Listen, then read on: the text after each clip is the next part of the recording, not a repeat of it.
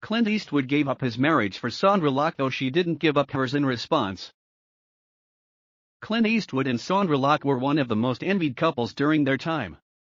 Their romance was so intense that Eastwood divorced his wife of 25 years. However, after dating for 13 years, the pair became enemies. Here's what happened. American actor, composer, film director, and producer Clint Eastwood may be one of the most iconic spaghetti western actors alive. Still, his personal life was far from perfect, especially his relationship with American actress Sondra Locke. He was described with so many mean names due to his philandering ways, and many were left to wonder what might have gone wrong in the actor's life.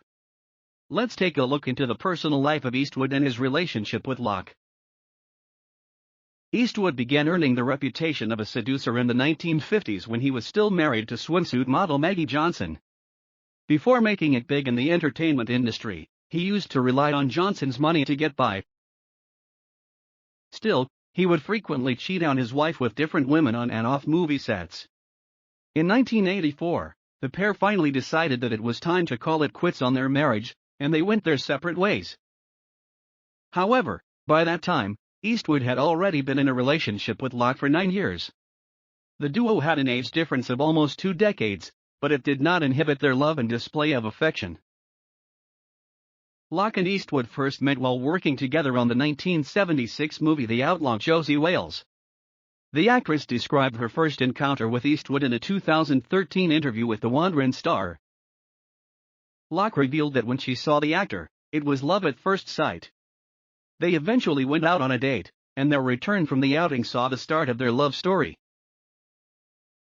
According to the actress, when she returned to her hotel room after the date, the composer pulled her into his arms, kissing her delicately and gently. Next, Eastwood lifted Locke and carried her across the room to the bed. Recalling the experience, the actress talked about his physique, saying she thought Eastwood was the most gorgeous man she had ever seen. His tall, lithe, muscular body and brave face were some reasons she was attracted to him. More interestingly, despite Eastwood's physical stature, he was affectionate, gentle, and thoughtful. That night marked the beginning of their romance, which lasted for several years. Locke and Eastwood cared more about their feelings than the fact that they were both married to other people at the time. The actress' marriage was more of a facade, as her husband, Gordon Anderson, was a gay man. Being involved in such a union made it relatively easy for Locke to pick interest in another man. It was also reported that Eastwood chose Locke to be his love interest in the movie they were working on. The Outlaw Josie Wales was not the only movie that the pair featured in together. They co-starred in several box office hits like Any Which Way You Can and The Gauntlet. Eastwood had no intention of hiding their relationship from his wife or the media. Sadly, after spending more than a decade together, Eastwood and Locke's relationship took a downward spiral. Things got even more complicated when the actress got pregnant, and Eastwood persuaded her to terminate the pregnancy. Locke agreed and got an abortion. The following year, she got pregnant again, and Eastwood pressured her to terminate the pregnancy. The actress succumbed and underwent a second abortion. Later on, Locke claimed Eastwood also persuaded her into having her tubes tied. After her abortions, the pair's romance became worse, and the actor started drifting away from the relationship. It is important to note that Eastwood had divorced his wife, Johnson, after being married for 25 years.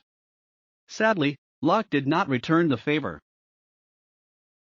She stayed married to Anderson, even though he was gay, which led to Eastwood getting jealous. He had gotten tired of Anderson's constant need for attention and his mistress' readiness to supply it. All of those, accompanied by Eastwood's intentions of starting a family with Locke, led to the actor's drift from the relationship. Rather than break up with Locke, Eastwood stopped paying attention and turned to other women. To end their relationship for good, the actor changed the locks of the Bel Air house he had bought for Locke as a gift, gathered all her belongings, and left them in the storage. Eastwood probably never expected that Locke would have taken matters to court to file a palimony suit. In the actress' written statement, she revealed that Eastwood kicked her out despite their agreement. the pair had agreed to put their breakup conversation on hold until Locke was done filming her second movie, Impulse. Sadly, Eastwood breached their agreement, and Locke received a letter from his lawyers informing her about the changed locks. Locke sued Eastwood for breach in contract and emotional distress, among other claims. But 1 year later, she dropped the suit after Eastwood duped her into doing so in exchange for a 3-year contract deal to direct films for Warner Brothers. After dropping the case, Locke was paid $1.5 million and received an office at the Warner Brothers studio lot but never worked on a film.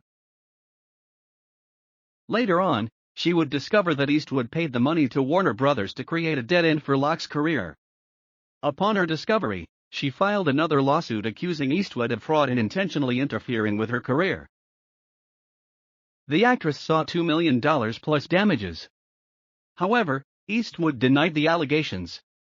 The case was eventually settled out of court before the jury completed a verdict. The duo went their separate ways, continuing with their careers. Currently, Eastwood is 91 years old and is still working, but Locke died in 2018 after battling breast and bone cancer. She was 74.